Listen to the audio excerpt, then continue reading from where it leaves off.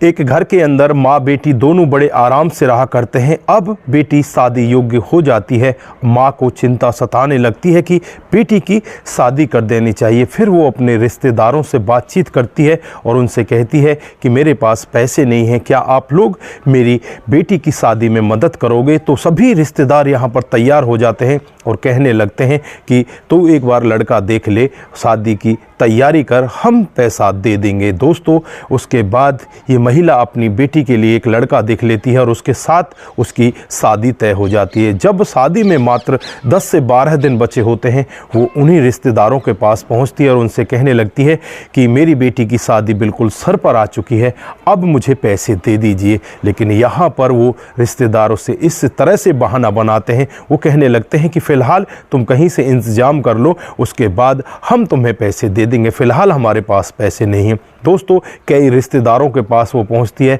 हर जगह से उसे यही जवाब मिलता है। एक रिश्तेदार मात्र 30,000 रुपये से उसकी मदद करता है। दोस्तों, अब शादी में मात्र 5 दिन बच जाते हैं और 5 दिनों में इनके पास पैसे का इंतजाम कहीं से भी होता हुआ दिखाई नहीं देता। अब यहाँ पर जो माँ होती है बहुत ही ज़्यादा परेशान हो जाती है।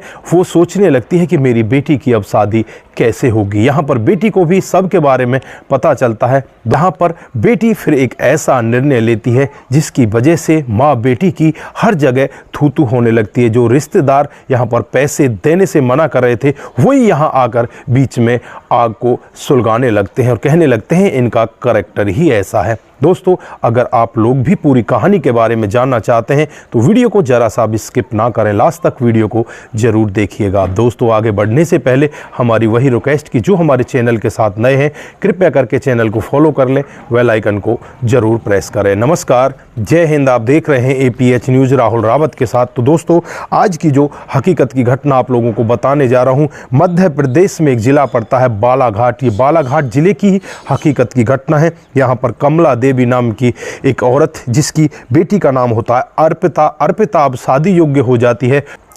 जो कमला देवी होती है, उसके पति की आज से कई साल पहले मौत हो जाती है। शादी में मात्र 5 दिन बचे होते हैं। रिश्तेदारों से सब जगह से ये पैसे मांग लेती है, लेकिन कहीं से भी कोई पैसा यहाँ पर नहीं मिल पाता। इधर जो अर्पिता होती है, शादी से पहले ही यहाँ पर जो लड़का होता है जिसके साथ इसकी शादी तय होती है, उसका नाम रोहन होता है। वो यहाँ पर अर्पिता को फ़ोन दे देता है और आपस में ये दोनों फ़ोन पर हर दिन बातचीत किया करते। धीरे धीरे करके समय बीत रहा होता है और जब शादी में मात्र 5 दिन बच जाते हैं, यहाँ पर माँ बहुत ज़्यादा परेशान होती है। माँ बैठकर रोने लगती है, अपने पति को याद करने लगती है, कहने लगती है कि अगर तुम आज होते तो ये सब दिन हमें नहीं देखने पड़ते, अब हम करें तो क्या करें। यहाँ पर बेटी अपने मन में बैठकर एक ऐसी बात सोच लेती है और उस सब के लिए उसका एक दोस्त होता है जिसका नाम प्रदीप होता है, जो इसके साथ कुछ दिन पहले एक कंपनी में काम किया करता था। दोस्तों, अब प्रदीप को ये लड़की अर्पिता फ़ोन मिलाती है और उससे कहती है कि प्रदीप कैसे हो।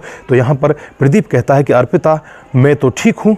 यहाँ पर अर्पिता उससे कहती है कि हाँ, दिक्कत हो चुकी है रोहन, तुम्हें मेरा एक काम करना होगा। मेरी शादी बिल्कुल सर पे आ चुकी है, लेकिन हमारे पास पैसे नहीं हैं। रोहन कहता है कि मैं भी 10-12 हज़ार रुपये कमाने वाला हूँ, मेरे पास भी इतने पैसे नहीं हैं जो मैं आपकी मदद कर सकूँ। लेकिन और तुम मुझसे क्या मदद चाहती हो? पैसों के अलावा कुछ भी मदद अगर तुम्हें चाहिए तो वो तुम मेरे से ले सकती हो। दोस्तों, उसके बाद यहाँ पर जो लड़की होती है अर्पिता, वो इस लड़के से कहने लगती है कि प्रदीप, मैं तुमसे ये मदद चाहती हूँ कि तुम मेरे जो होने वाले पति हैं उनके पास फ़ोन करो और उससे कहो कि मैं यहाँ पर इसका बॉयफ्रेंड बोल रहा हूँ और मैं इसके साथ में शादी करना चाहता हूँ। तुम बेकार के चक्करों में मत पड़ो, क्योंकि मैं अपनी माँ को बचाना चाहती हूँ, नहीं तो मेरी माँ के साथ कुछ भी हो सकता है। अगर ये शादी नहीं हुई तो हमारी बहुत बड़ी बदनामी हो जाएगी और अगर ये शादी पहले ही टूट जाती है तो हम सबसे बच जाएंगे, मेरी माँ बच जाएगी, मैं अपनी माँ को मरता हुआ नहीं देख सकती।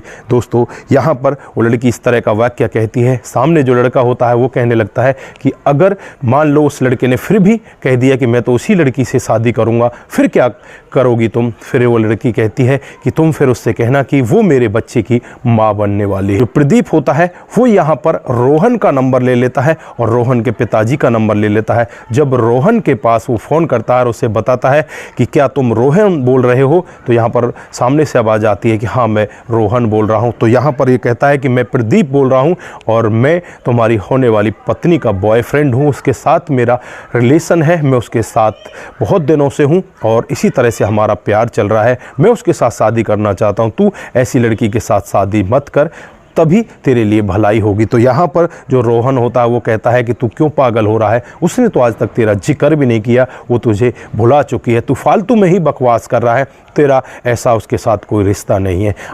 अब यहाँ पर प्रदीप सोचने लगता है कि ये तो मान ही नहीं रहा। उसके बाद वो कहता है कि वो लड़की मेरे बच्चे की माँ बनने वाली है। तो यहाँ पर जो रोहन होता है वो कहने लगता है कि तेरा जैसा गंदी नाली का कीड़ा ऐसा ही काम कर सकता है, तू और कोई भला काम नहीं कर सकता, चाहे तू कितने ही उसके ऊपर आरोप लगा ले, मुझे इन आरोपों से कोई मतलब नहीं है, मैं उसी के साथ शादी करूँगा। दोस्तों उसके बाद यहाँ पर प्रदीप वापस अर्पिता को फ़ोन करता है और उसे बताता है कि इस तरह से मैंने उसको कहा, लेकिन वो मानने वाला है ही नहीं।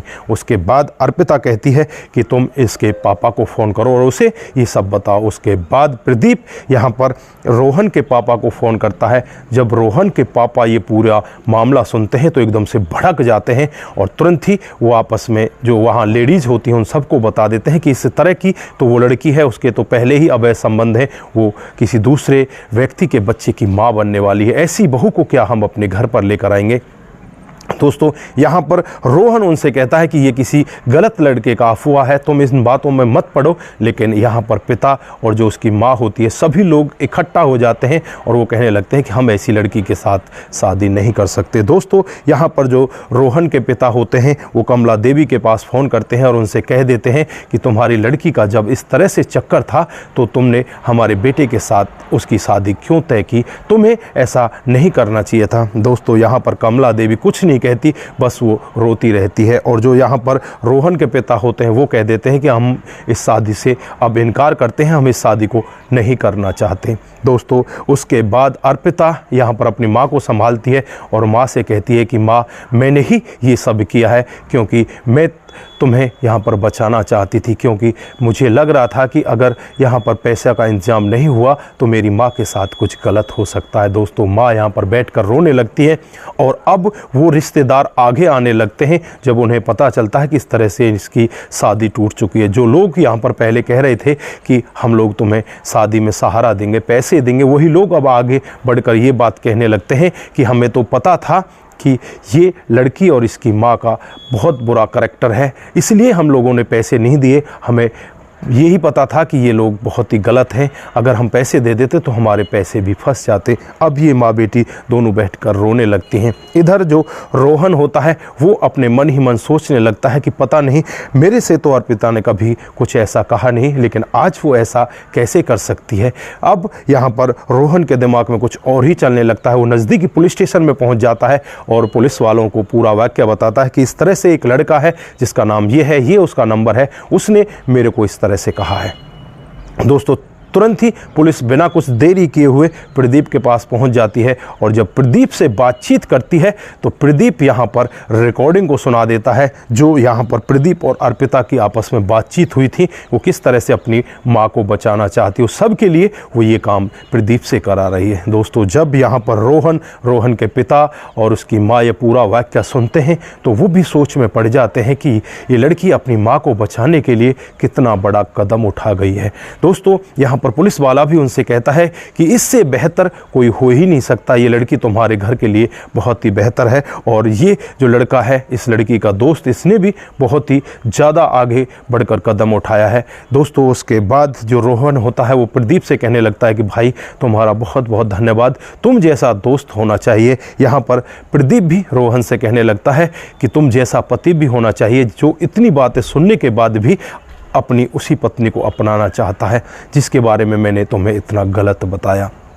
दोस्तों यहाँ पर ये आपस में बातचीत कर रहे होते हैं। उसके बाद रोहन के पिता, माँ, सभी लोग यहाँ पर कमला देवी के घर पहुँच जाते हैं और कमला देवी से कहते हैं कि आपकी बेटी तो बहुत ही अच्छी है और जब ये पूरा मामला था तो तुमने हमें बताया क्यों नहीं कि हमारे पास पैसे नहीं हैं, हम फ्री में शादी करते और हम लोग यहाँ पर कुछ भी दान दहेज की हमें अब भी ज़रूरत नहीं है, पहले भी ज़रूरत नहीं थी, हम आज भी तुम्हारी बेटी से उसी डेट में शादी करेंगे। दोस्तों 3 दिन मात्र शादी में बचे होते हैं और उसके बाद यहाँ पर जब अर्पिता को ये माता पिता देखते हैं तो उसके सर पर हाथ रखते हैं और कहने लगते हैं कि बेटा तुम बहुत ही धन्य हो, तुम जैसी बेटी अगर हमारे घर में आती है तो हमारे लिए बहुत बड़ी बात होगी।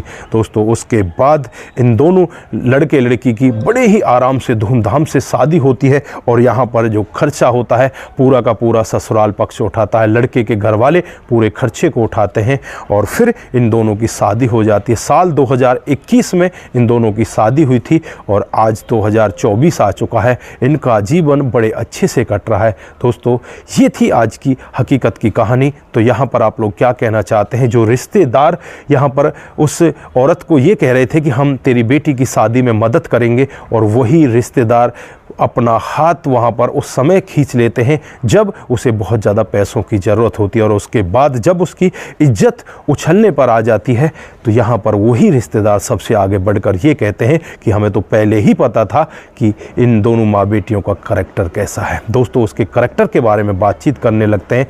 तो ऐसे रिश्तेदारों के बारे में आप क्या कहना चाहते हैं और यहाँ पर इस लड़की और इसकी माँ के बारे में आपकी क्या राय है? जो लड़का होता है रोहन, उसके बारे में आप क्या विचार रखते हैं? आपकी जो भी राय है एक बार कमेंट बॉक्स में ज़रूर दीजिएगा। दोस्तों आज के लिए बस इतना ही। फिर मिलते हैं किसी नए मोड के साथ। तब तक के लिए आप अपना ख्याल रखें, परिवार का ख्याल रखें, सतर्क रहें, सावधान रहें।